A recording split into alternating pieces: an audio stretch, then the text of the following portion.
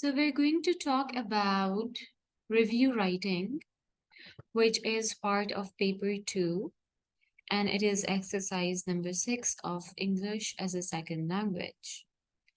Basically, review writing comes with article writing. So either you're going to get a review, or you're going to get an article, or you're going to get a report writing. So exercise 6 basically has 3 components, and review is one of the components that we are going to discuss in this video. Okay, so before talking about review writing, you must know the division of the paper, right? And the marks that review writing has for for the concerned question. So it has 16 marks in total for review. Okay. So now what is review? Review is just like you have either watched something, or you have read something, or you have seen something. Now that could involve reading a book, the visiting any restaurant or a place, or any recreational place could also be there, or it could be a movie, whatever movie you have watched, series, whatever. You talk about that specific thing, you liked it or you disliked it, what should be improved, what should not be improved. That is all what a review covers. Now, this very concerned question consists of 16 marks, and you have got a word limit for it, right? So you're going to write like minimum is going to be 150 words and maximum is going to be 200 words. Okay.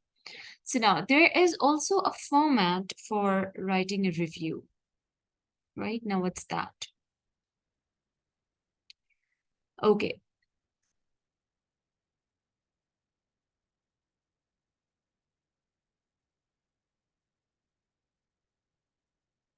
Right. You for any writing, be it a review, an article, be it a report, any question that involves writing, it has got 2 to 3 steps, which are, universal in nature. How? You've got introduction, you've got body paragraphs, and then you've got conclusion. But here, the review is a little different in what sense? You've got introduction, you've got to write body paragraphs as well, but within the end, you're going to write opinion and recommendation. Now, what is an opinion? Opinion is your subjective thought about the thing that you're writing. Okay, for instance, you've read a book and you enjoyed the book. So you're going to talk about why and how you enjoyed the book. Okay?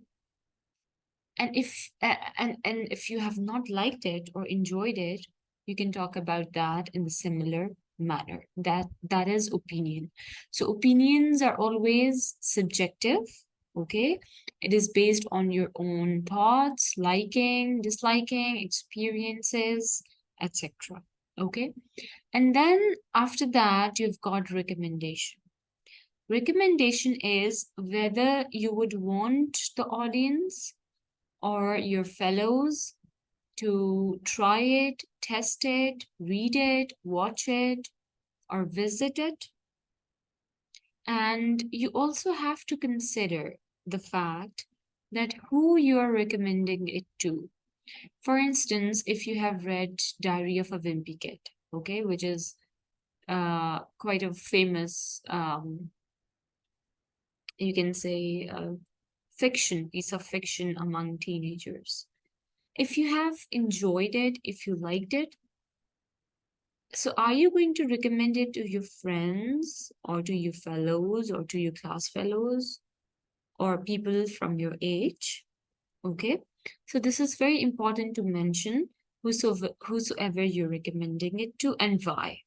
Okay. Why? Because, you can just talk about a lesson you have learned from it, or how it has impacted you, and that's what recommendation basically involves. Okay. Then in the introduction, which comes in the initial stages, you have got to mention the information regarding the book, the movie, the place you visited.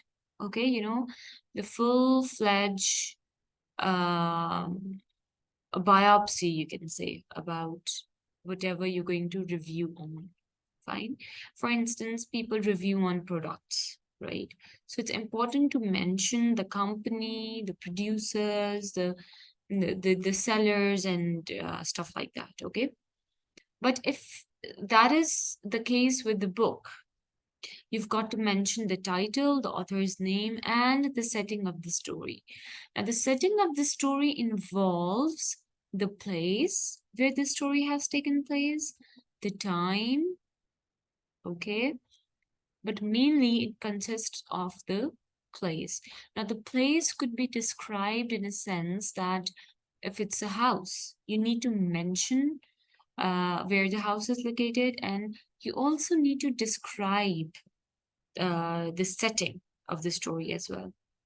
And then you must come up with a little bit description of the story itself, and then it's very important to use different descriptive words for it, writing or using different adjectives with it. Okay.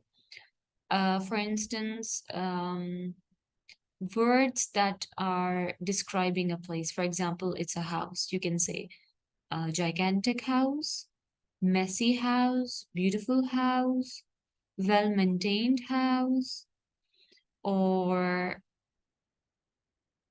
a lively house, okay, or a colorful house. So that is how it is described.